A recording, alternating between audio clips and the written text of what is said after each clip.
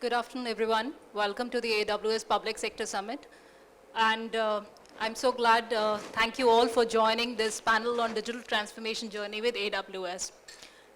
We all have heard our keynote speakers today, Mr. Jayesh Ranjan, Mr. Abhishek Singh, Max Peterson, talk about how AWS has contributed to the digital transformation journey of government and how we have in our capacity helped building the digital India journey. Taking that journey forward, today I'm hosting this esteemed panel of 4 panelists who in their own ways, either in government or on behalf of government, have led transformational initiatives in the financial sector. So I'll just do a quick introduction and we'll get down to some important discussions today. So to my right, I have Mr. Pankaj Dikshit. Mr. Pankaj Dikshit is a Senior Vice President for Strategy and New Initiatives at GSTN. GSTN is Goods and Services Tax Network, and there he leads national level strategic initiatives like the GST system, the recent e-invoice rollout, national e-way bill, and he had been instrumental in creating and developing the GST-centered private ecosystem, partner ecosystem for GSTN. His most recent initiatives involve development of the GST and e-invoice registration portal and its participating fintech network and the IRP network. Welcome to the panel, Mr. Dikshit. And we look forward to hearing from you on how GSTN adopted technology to accelerate the taxpayer initiatives in India. Next, we have Mr. Atul Gupta. Atul is a tax partner in Deloitte, and he leads a tax technology practice that rolls out critical GST compliance initiatives for the country.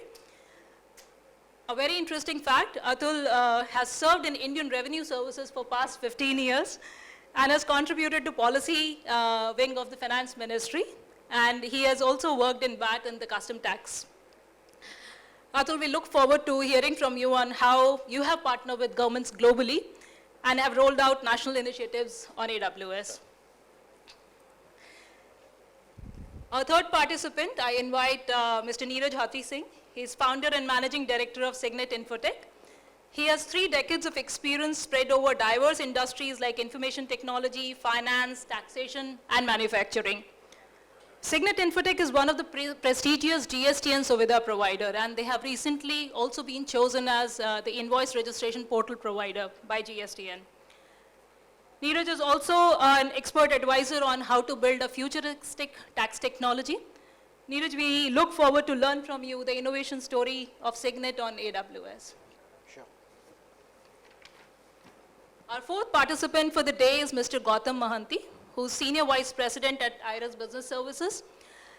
Gautam started the IRIS GST business line in 2017, where he serves more than thousands of corporates on GST compliance solutions. And he's also selected as an invoice registration partner recently by GSTN. IRIS leads the space in the regulatory tech technology, right? So IRIS is the first regulatory tech SaaS solution company listed at both BSE and NSE. And they were judged as a winner of the fintech category by Financial Express very, very recently in 2022. So it's a best fintech award. Gautam, we would love to hear from you on how regulatory tech solutions thrive and scale on AWS. So we welcome these participants and also the audience. We will have a panel discussion, and after that, I'll open this forum to the floor if you have any questions for these panelists. Thank you so much for joining. Pankaj sir, I'll start with you, and that's my first question. So GSTN had been a digital disruptor in the financial sector, and you have led the GST and important initiatives by yourself. I want to ask you, what role did technology play in the finance and the taxation transformation in the last 5 years? And primarily, I'm referring to when GSTN came live 5 years ago. The thing that audience would also want to understand how tech has eased out building that one tax platform that was envisaged. And it is called out as one of the biggest taxation reforms in the country. Okay, thanks, Anvita. I'd like to take you back about 6-7 years in 2015-16. And if you look at the tax system which was prevalent before the GST regime was promulgated, we had 37 states and union territories, and we had the center, and there were multiple tax regimes. all of those tax regimes were working in silos, right? So states had their own system, different states had different taxes, levies, maybe VAT, center had its excise, there was the customs, there was the excise duty, etc., etc. Imagine all of these systems being either on paper or in different small dispersed IT systems. We didn't know for a country like India what is the total tax collection of indirect tax at that particular time. How would you collate the data from 37 states because of our federal structure? So, from technology perspective, the GST implementation was a great, I would say, a revolution, but a transformer. Because of the efforts of the states and the central finance ministers and the lawmakers, it took 10 years to formulate the GST constitutional amendment, and once it came into realization, the GST system has done a great service to the law that was put up by the lawmakers. So what has happened is all those 37 individual, diverse and varied tax systems were brought onto a single platform. The tax regime was common by virtue of the law. Technology helped the implementation. Had technology not been there, it wouldn't have been possible to do this. And the the word that you mentioned, was it easy or ease of implementation? See, technology is never easy. It facilitates something, but it's never easy to be done. Various challenges were there as we went into implementation. We know how we coped with the immense, queries of the taxpayer. They were at a time running into almost hundreds of thousands over a period of months. Taxpayers were learning a new tax regime. Side by side, they were learning a new tax information system. But the beauty was, as you now know today, after the stabilization of the system, every month at the end of it on 30th or 31st, you come to know what was the indirect collection in the entire country on that particular day. At one time, it started with about 60-70,000 crores. It went up to 1 lakh crore. Today, we have a stable revenue of entire country at 1.5 lakh crores. And that's public, it's transparent, it's available. This is what has been made possible by technology.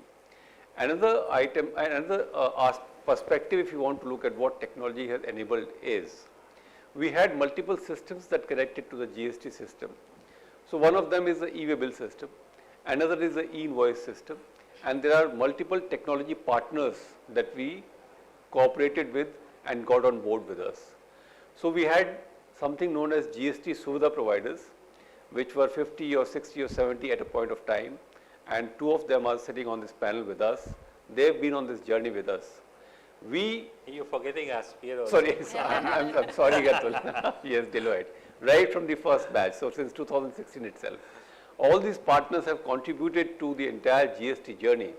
Today, if we look at the e-way bills, we have done 300 crore e-way bills generated till date, 200 crore e-invoices in a short journey of just about 2 years.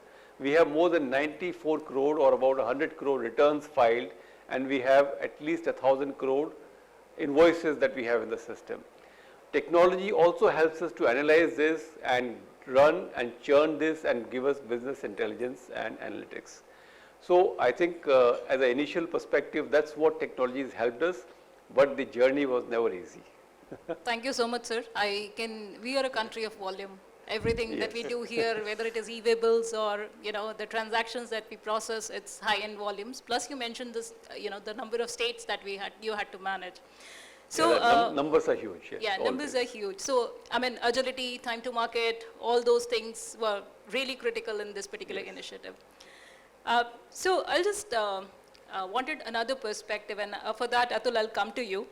So we're observing, financial services adopting cloud to gain agility, reduce timing to the market, bringing out new features for taxpayer citizens. And we also heard Sir talking about it. You're representing Deloitte Consulting. So what are the new trends in the financial services, specifically digital transformation trends that you are observing? And how is AWS helping you or fueling that trend?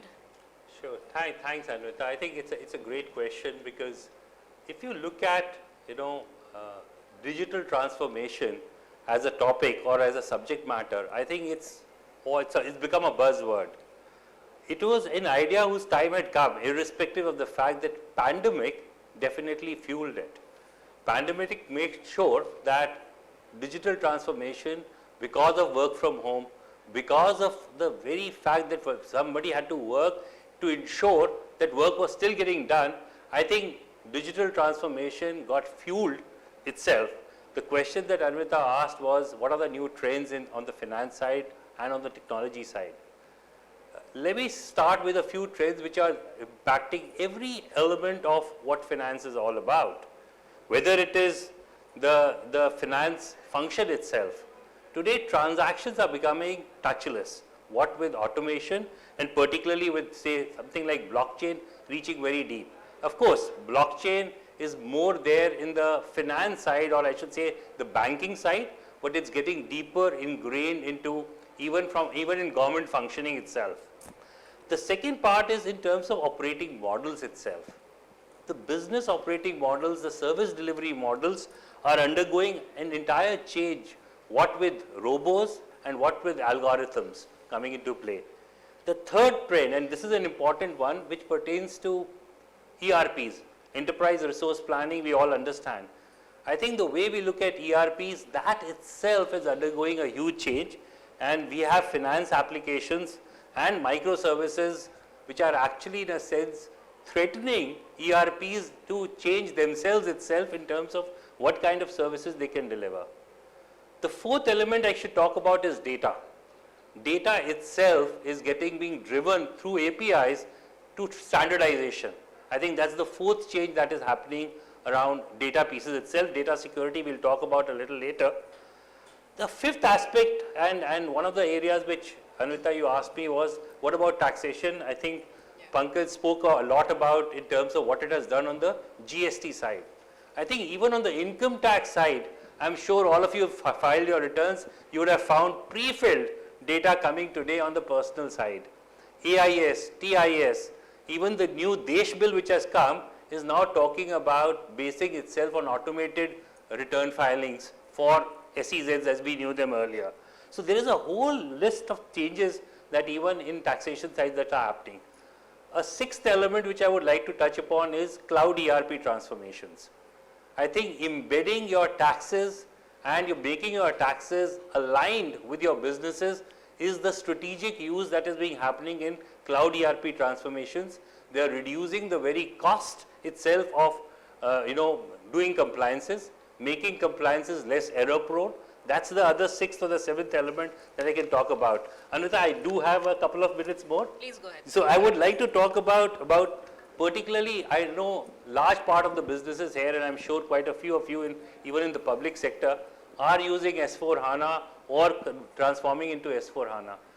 I think AWS, and we work a lot with AWS just so that you know, and this is also a disclaimer that we are their platinum, not a platinum, premier partner for AWS. I think there are some wonderful areas where S4HANA itself is resulting with cloud, making a huge difference in terms of the efficiencies that are being brought in. We talk about scalability, security, and we're talking about agility. I think all these three things are getting marked. Again, one of the trends among clouds, and which is very important to talk about, is industry clouds. I'm sure you've heard about cloud per se, but what is happening is clouds are getting specialized for industries particularly. For energy industry, there's a special industry cloud which makes a far more difference in terms of the efficiencies that they bring in. Another last element I'll take is talking about multi-cloud environment. So with all kinds of applications coming into being, one of the areas which is very important to talk about is it's the need of the application which actually decides or derives what kind of a cloud would you use. And multi-clouds, which is the way to go forward, because different clouds will bring in different capabilities. And to that extent, today a lot of applications will be on multi-cloud. That's probably the way to go towards the future. So I'll stop short because I could go on the subject. No, there's wonderful inputs, Atul. Thank you so much. My key takeaways, the use of emerging tech. You talked about blockchain and it's so much prevalent in the financial sector. The other thing is the transformation of that service delivery model. Right. And I'll come to Signet on that, how are they leveraging all those things because they specialize in services as well. The third point was more about ERP and the security part of things. So those are like great points. And the fifth thing that I really understood was like this whole domain specific cloud, right? Right. So the financial services needs a completely different sort of a setup. Absolutely. It's a regulated vertical. So of course the security paradigm is completely different. The way you handle transactions, the way you archive, the way you log things is completely different. So Right. yeah, a complete paradigm shift on that part. So yeah, industry cloud is one of the important things. I'll come to you, Neeraj, on the next one. So Signet is leading the way in the GST compliance space, and you yourself are a tax advisor. And now you've diversified to become an account aggregator and also becoming a fintech in due time to come. So how are you adopting all the trends that, that are prevalent, one? And how has it contributed to Signet and their end customers' success? And what is the audience would be definitely interested to know what is the next wave of solutions you're building based on these trends. So I would like to say GST was a journey. It started us, it brought us to India. Okay. We are an Indian company, but GST brought us to India. And till that time we were only serving clients outside India, but because of GST we started working with clients in India. And it's a transformation journey. And when I talk about so many times with people, it's very simple, it found me. That is what I say. Because I was able to understand what type of capabilities I have as an individual in this particular field. Having said that, the entire transformation into India, into the digital space is happening. So you cannot look at GST in isolation. What the work that has been done on the GSTN side, you take the type of work that has been done on the UPI side, you kind of take the work on that has been done on the Aadhaar side, you take the work that has been done on the, it's coming up on the ONDC platform. Yes. So when you kind of take all these government initiatives together, and when you talk about and look at a holistic ecosystem, then all the data points are going to talk to each other. Absolutely. And when we talk about the account aggregator infosystem, so everything we are talking about is a secure data transfer protocols. And through an account aggregator, through your consent, your information will be passed on to a financial institution for giving you a loan. So the requirement to get the data in an unofficial way or get the data indirectly will be eliminated completely. Now this complete ecosystem comes in. So when we look at it, the work that we have done with the GST, we started working with the banks. The banks came up and said that how can we use this GST data for further analysis of the end users, and by getting the consent of the end users, they started giving loans into it. That kind of said that how do we analyze it further and kind of grow a kind of a fintech solution on top of it, by which we can do a more further analysis of the performance that we are doing. So this entire journey from it kind of had a domino effect, and starting from one particular area to the second to the third is kind of coming into a complete cloud solution. And having worked so long into the services part of it, we suddenly realize that jo dikhta hai wo bikta hai. So kind of if you have a solution ready with you, and if you are able to demonstrate that to the larger audience or to the world, then obviously a kind of a transformation happens. The confidence in you kind of gives it. Why the cloud journey for Signet? First, all the clients want to kind of move from a monolithic applications to a microservice level architecture. They want to transfer or modernize their old applications, so that is how they want to transfer onto the cloud solutions. And second, we kind of faced a very unique problem. We were trying to get a switch for our data center, and we were trying to get a firewall for our data center, and the waiting for one was 8 months and the waiting for the other was 3 months. Yeah. It was impossible to kind of run on a captive data center. So the prudence was, with the type of variance that we were seeing into our cloud application, it was much more prudent into transforming into a cloud solution. And that is when the AWS transformation started. So it's a kind of a process, and we'll move completely to the AWS cloud for the taxation solutions. Thank you so much. I'm so glad to hear this journey, right? And do you want to talk about like the whole time it takes? You talked about monolithic architectures. So things like, using the GST data, getting to the account aggregation, from account aggregation to the fintech. What's the experience on the time that you took to, envisage all this journey or put together all of this? I think the journeys where I would again put it across were defined not by us but by our clients, Yeah. because they kept on coming up with the requirements and discussions which helped it.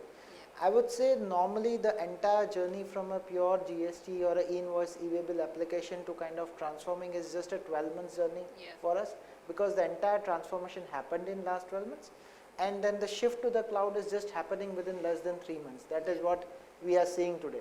So today with the type of tools available, the type of technology available, the transformation is much faster, much quicker than what it was. Absolutely.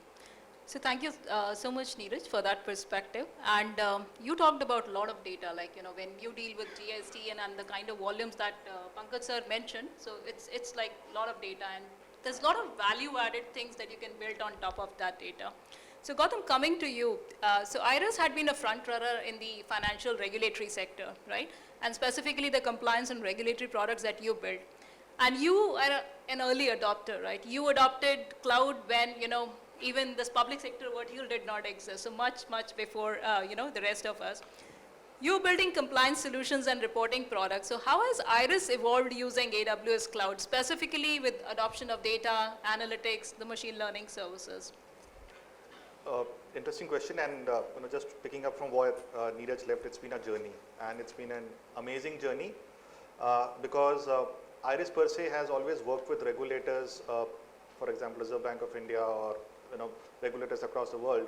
And it was always, when we talk about regulatory data, regulatory compliance data, it's data privacy and confidentiality is something of utmost importance. So when we became a GSP, that was the first foray into getting into cloud. In fact, that was early 2017. Before that, in 2016, we had launched an app for Sports Authority of India for actually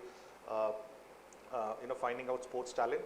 So we really had no idea about what kind of downloads one will get, and that's where actually AWS came down and supported us, saying that okay, we are there to support you. So our first obvious choice for selection of a service provider who can actually support our applications had to be AWS, and we've been with AWS since 2017 and going strong. The journey has been interesting because now I sit back over here talking to you and I reflect back. Those were the days when we had to actually go and educate banks aside.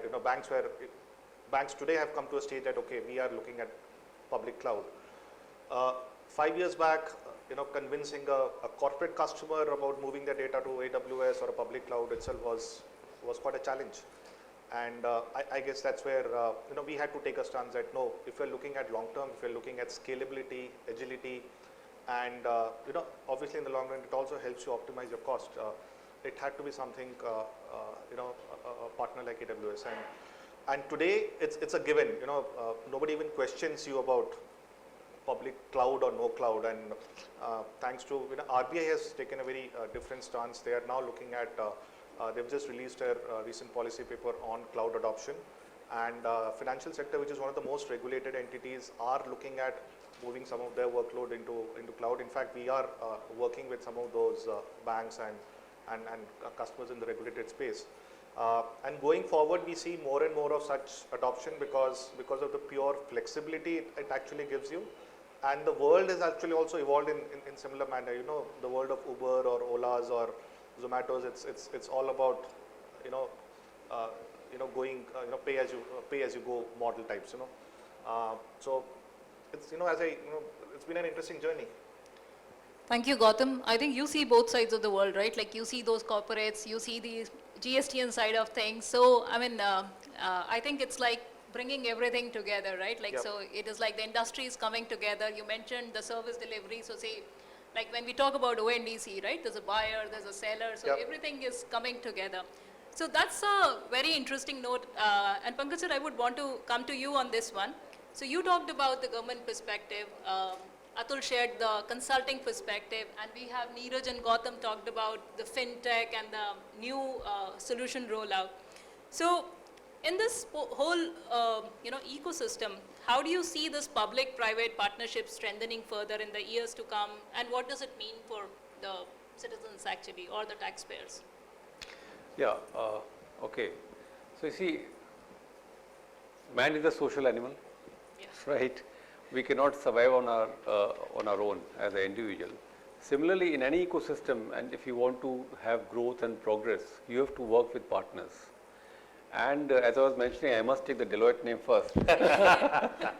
So Deloitte, Signet and IRIS, they've all been GSPs right from the initial days.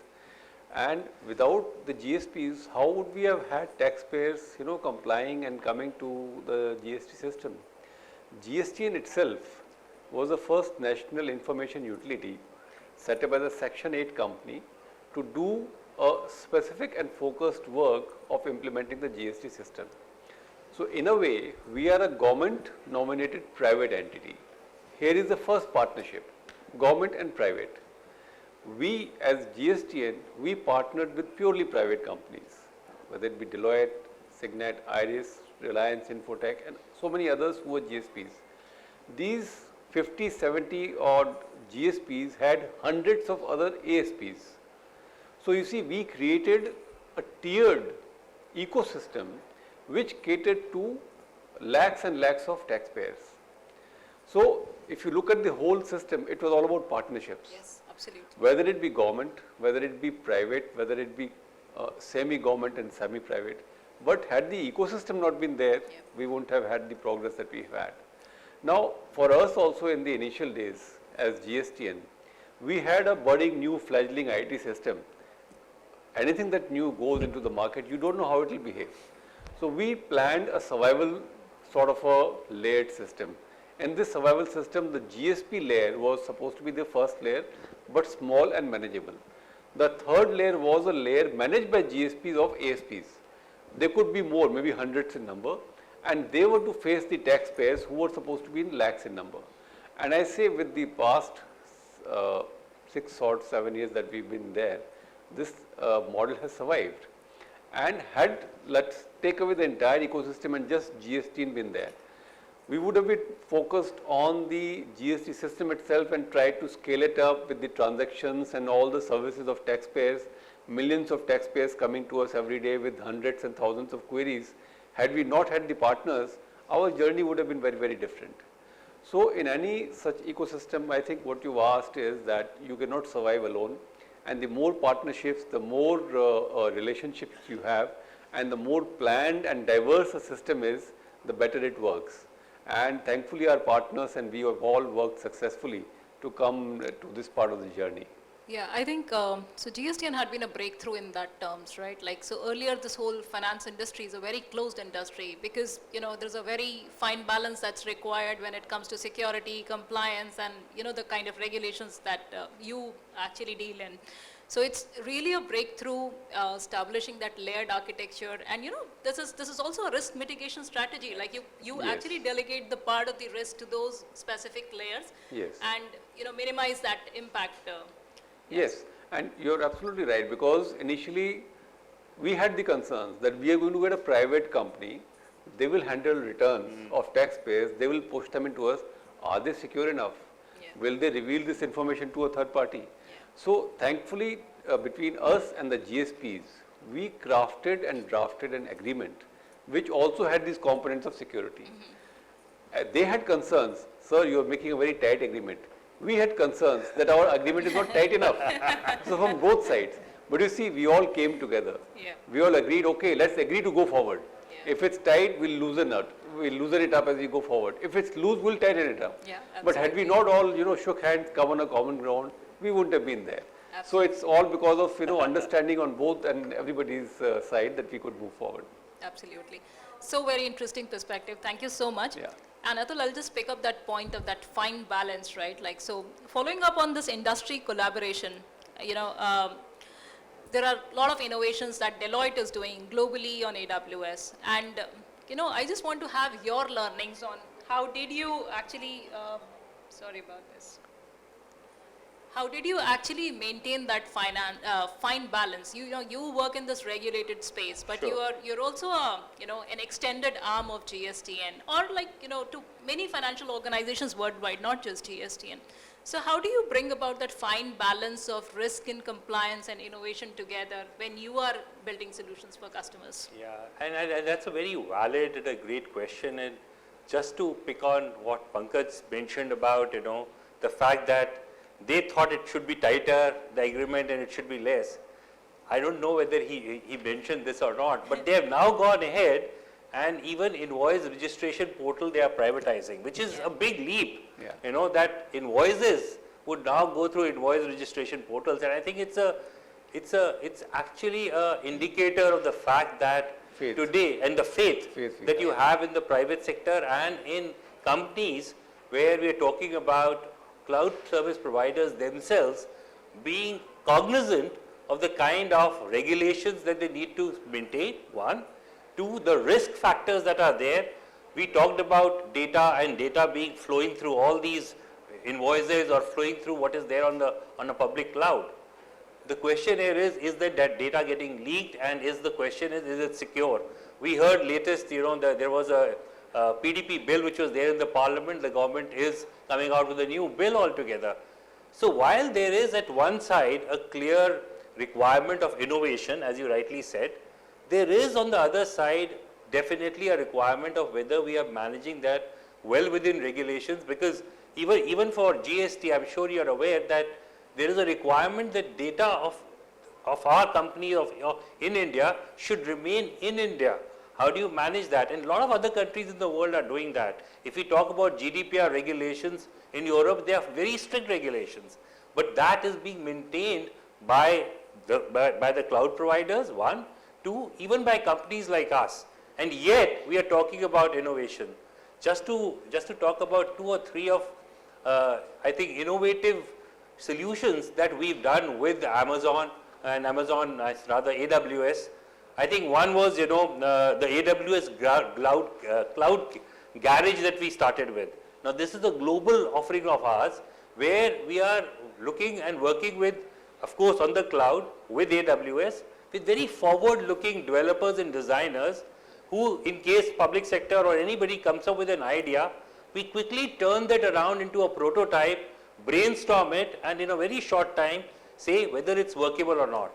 So this is the kind of quick working that is being done, and that agility comes because of cloud.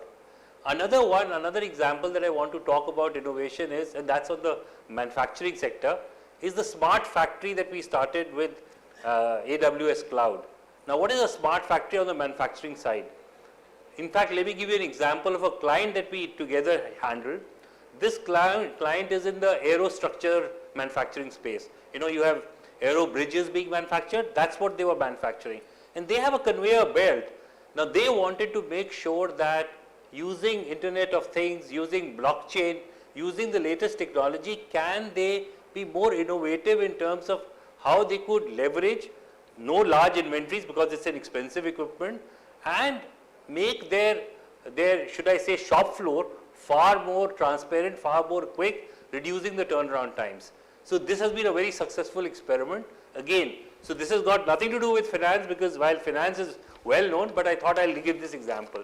The third example where we again went with AWS was the Safe Passage that we launched, which is basically talking about S/4HANA, any of those SAP, whether you are on ECC, whether you are on Hybris, the timing that we took, the solutions that we took in terms of converting them and migrating them was again something which we have worked with AWS, very successful experiment in terms of migrating in time, more effectively, with more value added.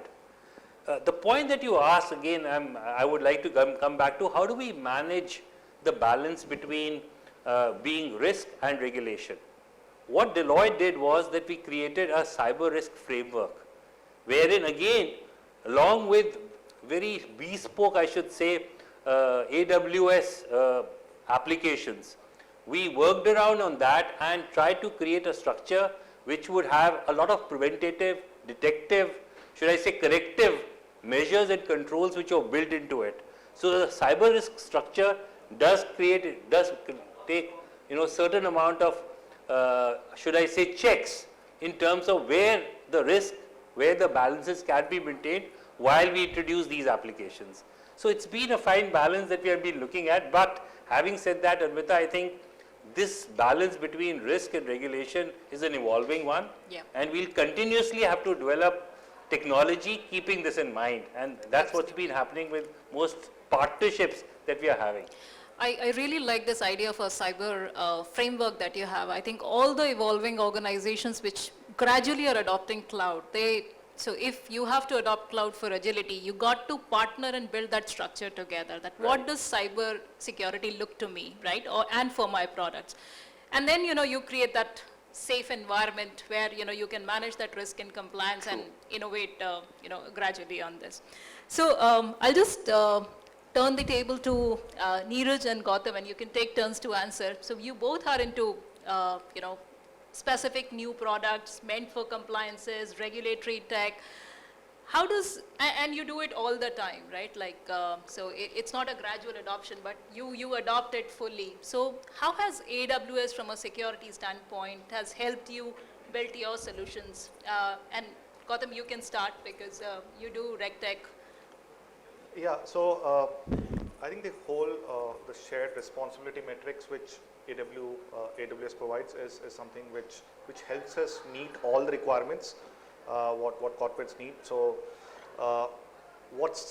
when it comes to the cloud, AWS says we will take care of the cloud. What goes inside the cloud is a customer, it's our responsibility, and what goes inside is also, they provide us with artifacts, they provide us with tools, they provide us with necessary guidance and support to ensure that, all the boxes are ticked. And it's a very structured, I would say, process with deep expertise from the right areas that AWS actually provides. So this whole shared responsibility metric is something which has really helped us. It really helped us those initial days when people said, I need a DR. Where is your data center? I said, it's in the cloud, somewhere in Mumbai. Nahi, ek aur chahiye. There is a AZ, there are AZs as a concept is now understood, but then we used to say, don't worry, there's another one coming in and all. So, it starts from there, and then that's where the AWS experts come in and they talk about how it is managed, and all the artifacts, all the certifications is good enough. And I guess we were past that stage. I think anyone who's considering moving to cloud really need not worry about it. And yeah, what goes inside us is of course our responsibility that comes with, for example, our agreement with GST, and it's pretty strict in terms of every year we have to do a VAPT. We have to be ISO 27001 certification, which needs audit every year. There is separate tests which happen, and similarly clients are also demanding to ensure that you meet all the InfoSec requirements, for which there are tools and solutions to make sure that you are catering to the needs.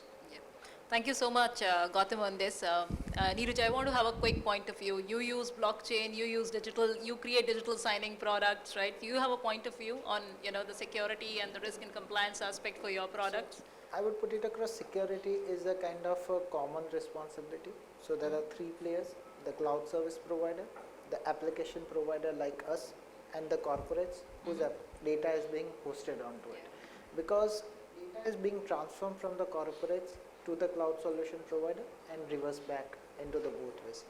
So all the tools are available, all the security aspects are available, but how you architect the applications and how you architect the infra, that is the most critical part.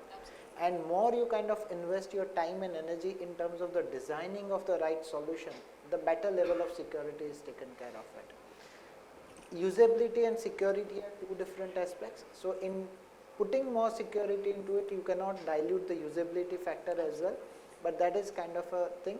But the challenges in terms of cloud security or the type of discussions which are happening is comparatively happening very less. And in most of the cases that we have studied internally with our security team at our organization, every time we have identified there is a leakage or a major kind of a challenge in terms of the data leakage, it has been because of the poor design of the application, not because of the lack of security at any particular areas. So this needs to be taken care from both sides. Absolutely. So, yeah, a lot of thanks for highlighting that, Gautam, the shared responsibility and the three parts of responsibility that you called out, Neeraj. So, and I really understand this. So while there is this shared responsibility model of a very segregated responsibility, you additionally have all the controls in cloud to build your part of responsibility out there. And that's the piece that, we often miss out, but a very, very important point on that. So we are running out of time. Pankaj sir, a closure question to you. And, we will not be able to take audience questions, but the panelists are here. You can just stop them, ask them if you have a burning question and you want to figure out something for your organizations. So from our side, sir, what's your vision on cloud adoption in taxation and finance? We work with ministry all the time, but just wanted to have your point of view as a closure question. Okay. So when you come to cloud, you see, I think it offers you speed. I'll just give a personal, example, an experience. In 2003, there was a summit by Cisco, and John Chambers, the then chairman, was talking, and I think we were just at this much distance. That day he said, I'll give you the power of technology, and he explained it in just one sentence. He says, today across the globe, I can close the books of entire Cisco in 10 minutes. That was one example which opened my eyes and the power of technology. Then there was a book by Bill Gates, Business at the Speed of Thought. So think and you can do business. And today I think cloud is something which offers you that. If you have an idea, you want to implement it, I think cloud gives you a ready infrastructure where you can take your application, deploy it, and you'll be running up and about with your business. So I think that's where cloud comes in and gives you that advantage. Thank you so much. Thank you, Atul. Thank you, Pankaj sir. Thank you, Neeraj. Thank you, Gautam, for your time and imparting those insights for our audience on how, what is changing in finance, what is the transformation that's happening, and why we picked finance as like it's a regulated industry. It's the most constrained one that I feel in comparison to other services. So like health, like finance, how they are adopting cloud and what are the measures that they are taking are important ones that we wanted to discuss. Thank you so much for the learnings, and audience, you can find these panelists here and ask your questions offline. Thank you, everyone. Thank you. Thank you.